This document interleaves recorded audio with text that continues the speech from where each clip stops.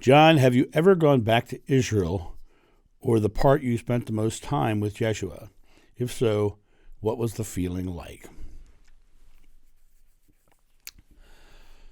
2006, I traveled back to that part of the world with a man who remembered being the Apostle Philip, and it was a very unique experience for me because I was having a very much an experience of remembering and not remembering, and also having a very present day experience with witnessing what was going on around me. So let me kind of explain. We flew in to Israel, and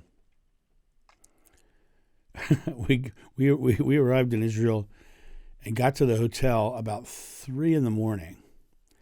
And we were early, and our room wasn't ready, and we couldn't get into the room. So we ended up sleeping on couches in the lobby of the hotel.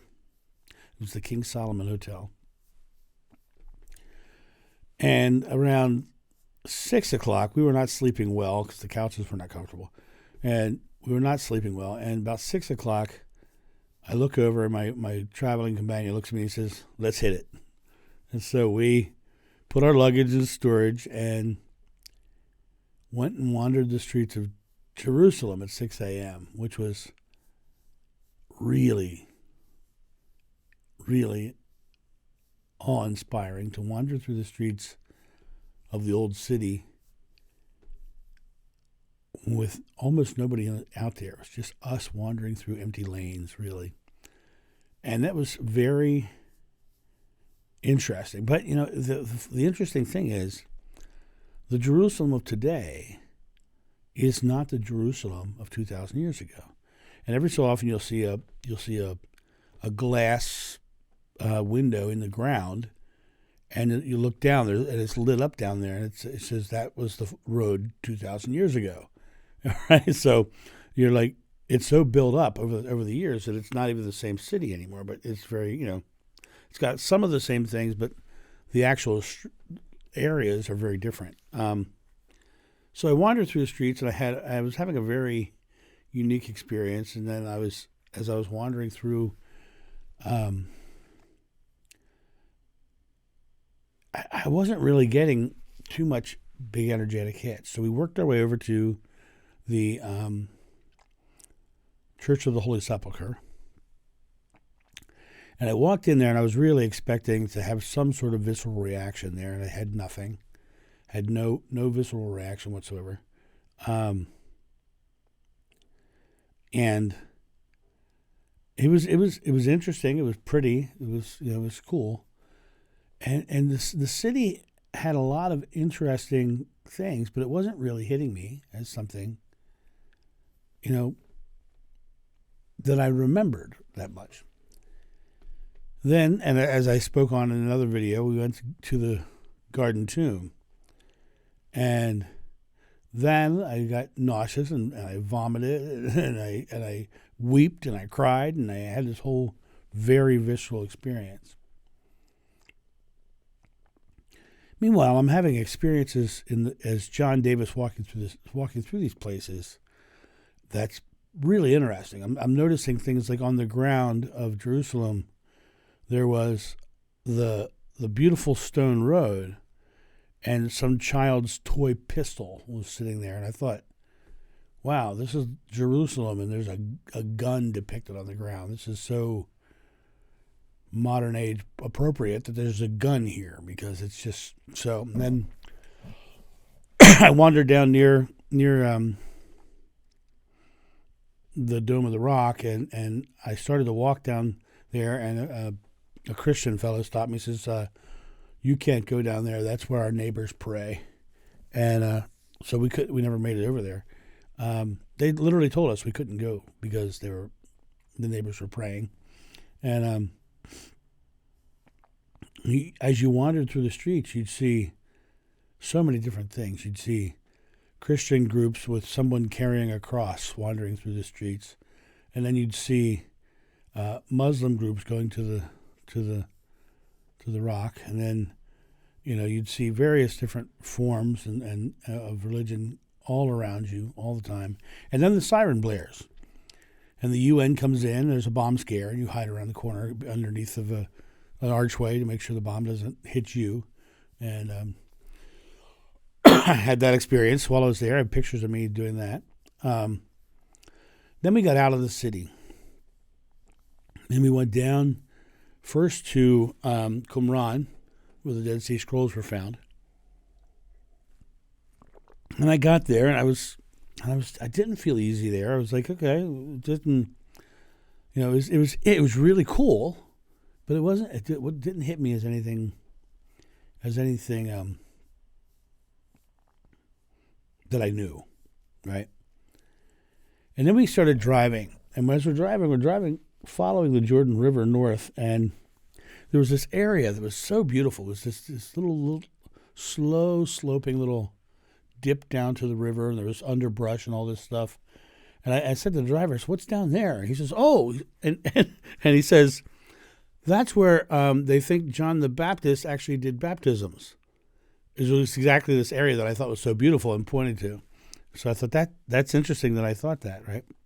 He says, "But we can't go there because the last group that went there, a Jordanian soldier on the other side of the river shot them, so I couldn't go there." So we ended up kept going north, and we come to a place. He says, "Well, I'll take you where you can go in." And he takes me to this very commercialized place where you can get in the Jordan River and get baptized in the Jordan River. And you get there, and you can rent bathing suits, and there's a ramp that walks down into the water, and there's, and it's very much a commercialized baptism site in the Jordan River. And it was like, okay, I have no need to do that. No need. I had no desire to get in that water or get baptized while I was there. So, cause I was, first of all, being Catholic, I was baptized a long time ago, but I don't believe in that whole concept of baptism. But then we got to Capernaum, and walking into the archaeological site of Capernaum, I felt like I was in a church. I walked in, and I was just like, I just felt in awe.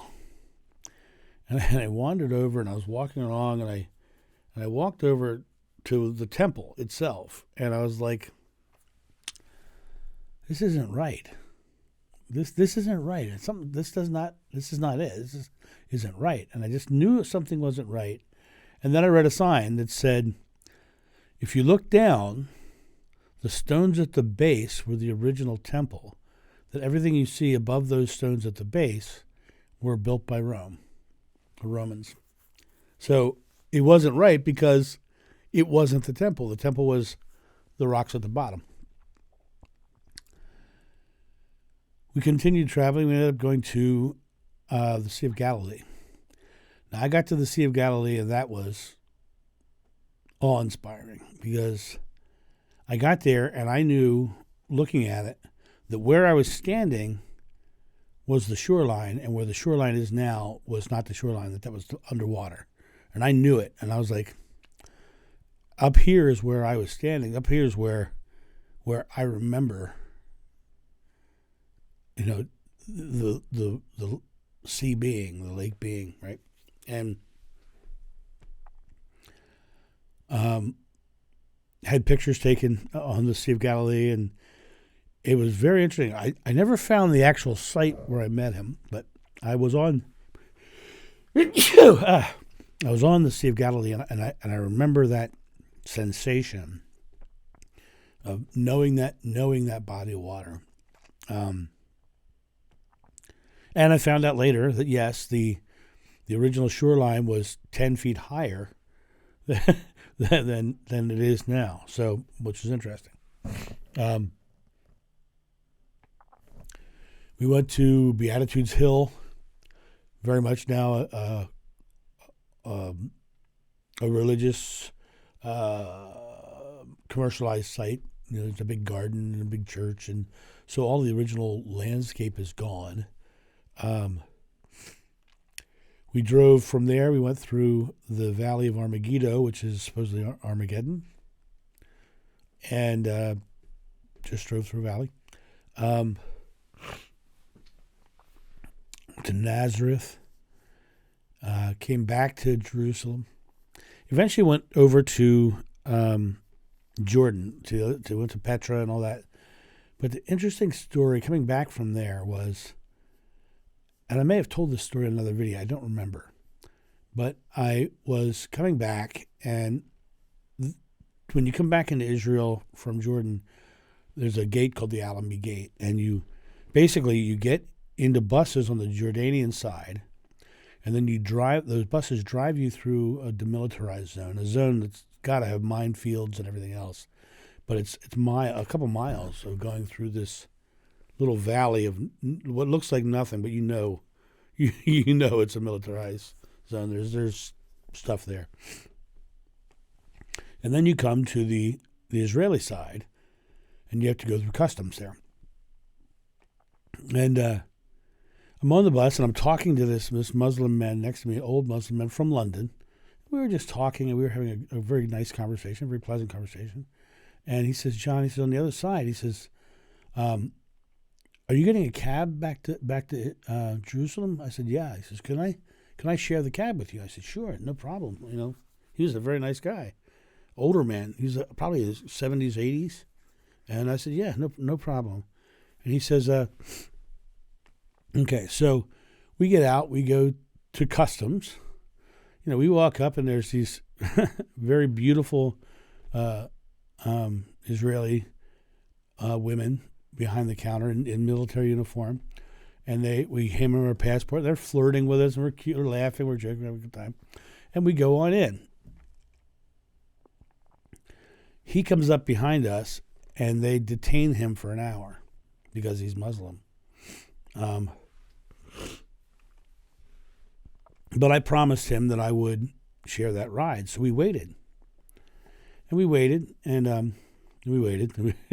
Finally, he came out. And when he came out,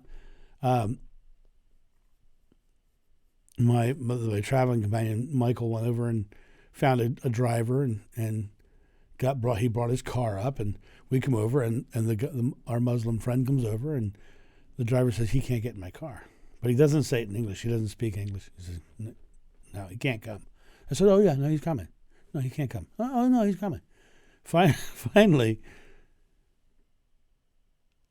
we get in the car, and I don't know how it ends up, but Michael and I are in the back seat, and the Jewish driver and the Muslim man are in the front seats. And they're talking back and forth in languages neither one of us understand. And we get to our hotel in Jerusalem, and he says, we're getting out of the car, and I turn to my Muslim friend and I say, is he going to take you where you need to go? He says, I don't know yet. And I said, well, you pay him your part after we're done. So we get out, and the driver gets out, and we're unloading, and Michael pays him our part of it, and the Muslim guy, and the driver says, "Where's this is?" I said, "He has the rest, and he'll give it to you when he gets to his final destination." And he goes like, he drove him there, but there was this very big tension, only because of ideology, only because of religion, only because one was Jewish and one was Muslim. There was this giant tension in the car, and and he wouldn't talk to him because of his faith. That's what religion has done to the world. That is what religion has done to our entire society. We've pitted people against each other in hatred and anger, and all religion needs to be really cleaned up, because that should never have happened. I was raised Catholic, and I got along with this Muslim man just fine, right?